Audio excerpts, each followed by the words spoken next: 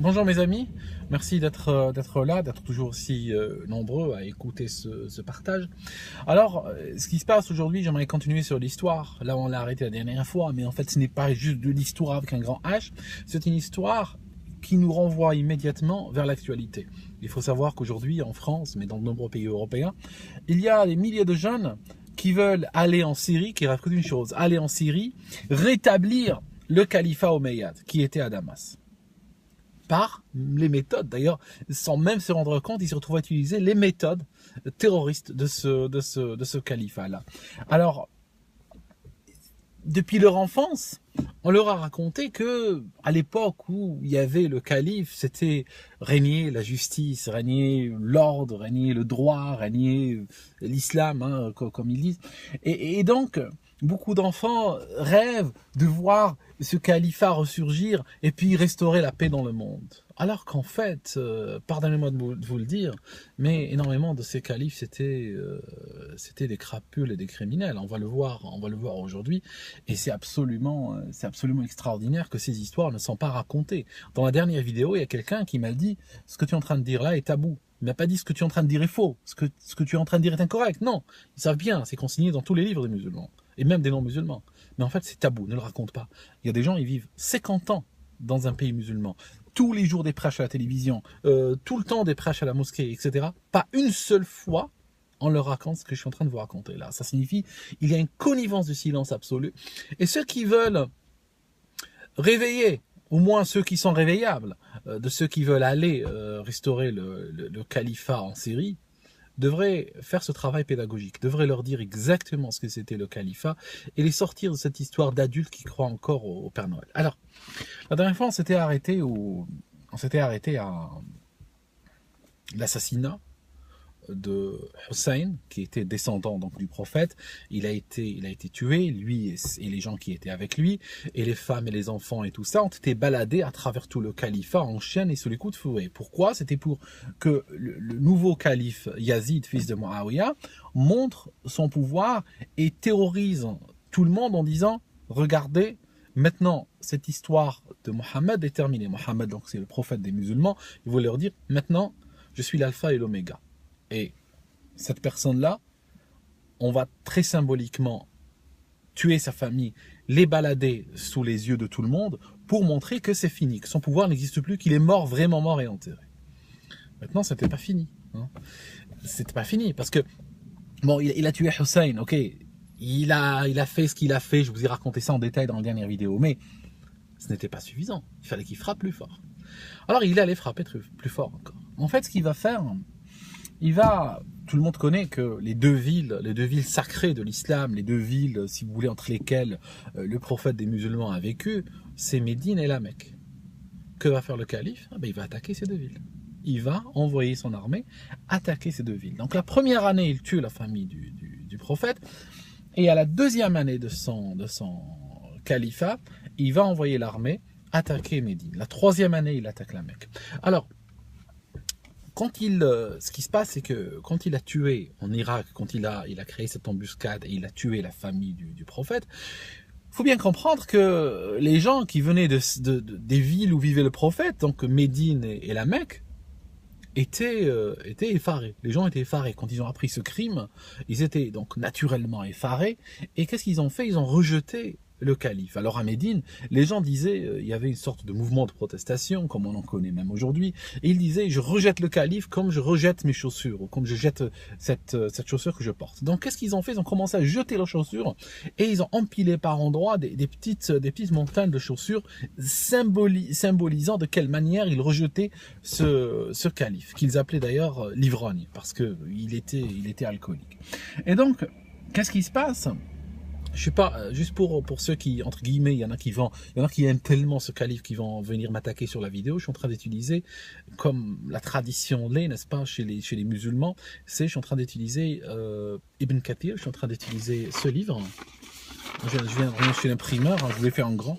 Al-Bidaya wa Nihaya de Ibn Kathir. Ibn Kathir, c'est un historien sunnite, d'accord? Parce que chez les musulmans, quand tu racontes une histoire, il est très important de la raconter du côté du bourreau, jamais de la victime. La victime doit se taire. Et la victime, quand elle parle, on dit qu'elle ment. Donc, je peux vous raconter l'histoire vue par les chiites, n'est-ce pas, qui se sont mis du côté de Ahl al-Bayt, du côté de la famille de Mohammed qui ont été assassinés, sauf que vous les traitez de menteurs, de porcs, de chiens, etc. Donc ce que je vais faire, je suis obligé d'utiliser les gens que vous respectez, donc qui sont les assassins et les gens qui penchent vers eux. Donc j'utilise dans toute cette vidéo, j'utilise le volume numéro 11 de Al-Bidaya wa Nihaya, d'accord, que je vous donne en téléchargement d'ailleurs en bas de cette vidéo. Vous allez avoir le PDF en téléchargement en arabe et lisez-le à votre loisir. Alors, ce qui se passe, c'est que une fois qu'il est rejeté, il n'est pas content, Yazid fils de Muawiyah. Il n'est pas content. Il veut pas qu'une partie de l'empire commence à lui échapper. Alors il y a cela, mais il n'y a pas que cela en fait. Il y a aussi le fait qu'à sa mort, son père lui a dit il va falloir que tu attaques les gens de Médine et les gens de la Mecque. Il lui a dit ça parce qu'il savait bien que s'il voulait réellement écraser le mohammadisme, l'influence de Mohammed et ses descendants, il fallait qu'il frappe au cœur. Donc il fallait qu'il frappe ces villes. Je vous montre cette page-là, donc je vais mettre le doigt là, où il le dit. Vous pouvez arrêter, c'est en haute définition cette vidéo, donc vous pouvez arrêter et lire. Mais de toute façon, je vais vous donner le PDF. Et c'est à la page 224. Et ce qui se passe, c'est que... Non, plutôt... Oui, 224. Ce qui se passe, c'est qu'il lui dit qu'il va falloir attaquer les gens de Médine. Donc, que fait Yazid? Il envoie des troupes de mercenaires. Ibn Kathir dit qu'il les a payés entre 40 à 100 dinars, et il envoie, c'est 10 dinars en or à l'époque, et ça fait beaucoup d'argent. Et donc, il va envoyer, alors il y a énormément de sources, Ibn Kathir lui-même s'y perd, mais il dit qu'il y aurait entre 12 000 à 27 000 personnes qu'il a envoyées. Et il leur donne l'ordre suivant. Alors, il leur donne l'ordre de tuer tout le monde, donc ceux qui se défendent et ceux qui attaquent, donc ils vont à Médine. Et il leur dit, de cette population, tuez tout le monde, ceux qui attaquent et ceux qui se défendent. Égorgez les blessés et pillez la ville pendant 3 jours.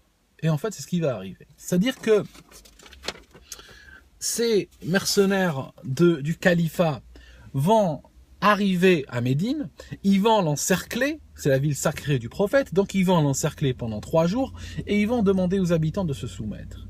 Comme les habitants ne veulent pas se soumettre, ben qu'est-ce qui se passe?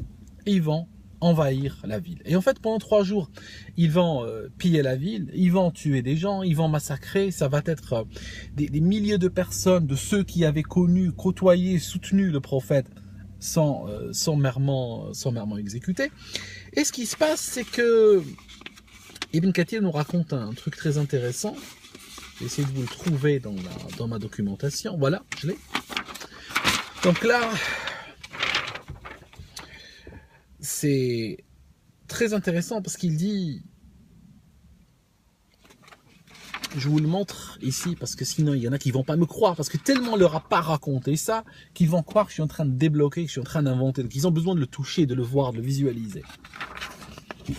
Vous arrêtez, ceux qui lisent l'arabe, vous arrêtez la vidéo et vous lisez exactement à mon doigt, au niveau de mon doigt, d'accord? Pour les autres, je vais traduire. Et en fait, il dit que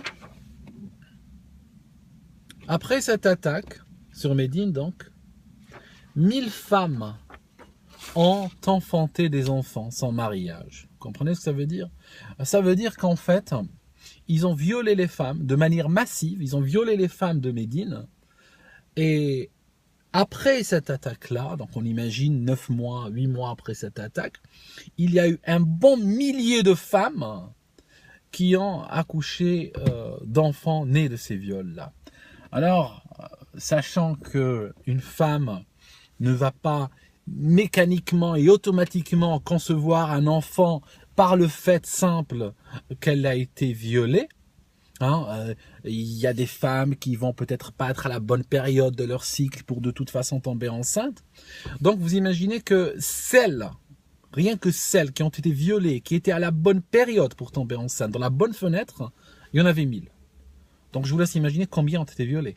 Probablement plusieurs milliers, d'accord, pour atteindre les 1000 enfants nés de viol de la Mecque. Donc ça c'est Ça, c'est le califat. Et bien sûr, la ville a été pillée pendant 3 jours. Ce livre, Al-Bidaya wa Nihaya, je vous montre un des tomes. Il ressemble à peu près à ça. Hein. Vous pouvez le trouver dans votre mosquée, dans les centres islamiques, dans les librairies, bibliothèques. Quand il y a beaucoup de tomes, ça ressemble à ça, n'est-ce pas? D'accord? Souvent, quand vous le regardez du côté, vous allez voir ça, parce qu'il est construit de beaucoup de tomes. Ibn Kathir, très célèbre, parce que c'est lui qui a écrit Tafsir Ibn Kathir, ça signifie c'est lui qui a expliqué, c'est une des explications du Coran qui est très en vogue, très connue, très mainstream chez les musulmans sunnites. Et donc voilà, ici je vous parle du califat. Donc l'année numéro 1, qu'est-ce qu'il fait? Enfin pratiquement 6 mois après qu'il a accédé au pouvoir.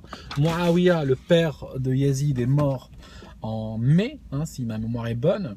Et puis pratiquement vers le mois d'octobre, il avait déjà réglé le cas de la famille de Mohammed, enfin de celui qui restait, hein, les autres ont été assassinés bien avant, le dernier qui restait, Hussein, il a été tué, sa tête baladée sur un piquet comme je vous l'ai dit. Ce qui se passe, l'année d'après, il attaque Médine, pillage de la ville, massacre des gens, viol massif des femmes par les soudards et les mercenaires qui ont été envoyés par le califat. Et l'année d'après, et ça fera probablement l'objet de la prochaine vidéo, l'année d'après, ils vont donc attaquer la Mecque. Et ils vont brûler la Kaaba. Vous savez, ce cube noir autour duquel les gens tournent, qui a toujours été préservé, même dans l'ère pré-islamique, même lorsqu'un animal était chassé, se cachait là-dedans, on ne le touchait pas. Eh ben, dans cette Kaaba a été mise à feu par le califat dit islamique. Donc, ce qui se passe, c'est qu'aujourd'hui, bien sûr, l'Arabie Saoudite, pour revenir à la géostratégie, l'Arabie Saoudite voit la reproduction, puis ils connaissent bien l'histoire, voit la reproduction de ce genre de choses, d'accord? Connaît l'histoire et savent que l'histoire se répète très souvent dans les pays arabo-musulmans. Donc, ils ont commencé à construire une sorte de mur à leur frontière nord pour justement éviter qu'ISIS ne leur arrive dessus. Parce que tôt ou tard, c'est ce qui va se passer. Ils aimeraient bien reproduire cette histoire. Tôt ou tard, ils aimeraient bien attaquer Médine, la mettre à sac, violer ses femmes, tuer les gens et tout ça. Et après, ils iront attaquer la Mecque, etc. Selon le procédé qui a été déjà réalisé dans l'histoire. Donc voilà, qu'est-ce que je vais vous dire en conclusion? Qu'est-ce que vous voulez que je vous raconte en conclusion? Je ne sais pas. Je pense que si tu es musulman, tu n'as jamais entendu ces histoires, je t'invite réellement à commencer à chercher. Parce que aujourd'hui, avec l'ère d'Internet, je pense que la parole se libère et tu accèdes à des choses peut-être que tu n'avais pas l'habitude d'entendre avant. Fais tes recherches parce qu'il faut savoir qu'on t'a menti. Hein, on t'a menti à toi, on a menti à tes parents, on a menti à tes grands-parents. Et on vous a mené en bateau. Donc voilà, c'est pour ça qu'aujourd'hui, les pays arabo-musulmans sont écrasés par la corruption, sont écrasés par des moustachus exactement du type de Omeyyades, n'est-ce pas? Parce que c'est de leur tradition dont se réclament aujourd'hui les dirigeants arabo-musulmans, parce que c'est ce qu'ils ont fait, les Omeyyades. Ils ont réussi à créer une religion qui est parfaite pour le dirigeant. Une religion qui justifie l'écrasement du peuple par le dirigeant. Donc c'est pour ça que les dirigeants arabo-musulmans aujourd'hui n'ont aucun intérêt à venir vous casser le mythe du califat, parce qu'ils profitent eux-mêmes de ce mythe et de ses principes et de ses idéaux pour rester au pouvoir. Vous comprenez? Donc vous voyez bien pourquoi toute cette galère dans les pays musulmans, toute cette question qu'énormément de gens se posent, ils disent pourquoi nous choisissons l'islam, pourquoi nous essayons d'être sur une voie divine, alors que on dirait que nous sommes des pays maudits.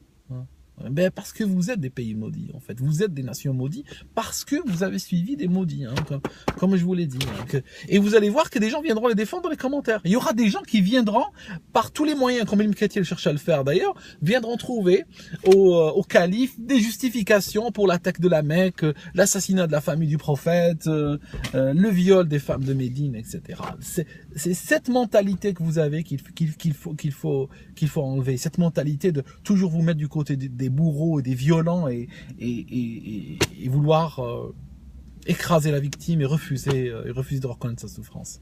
À bientôt tout le monde.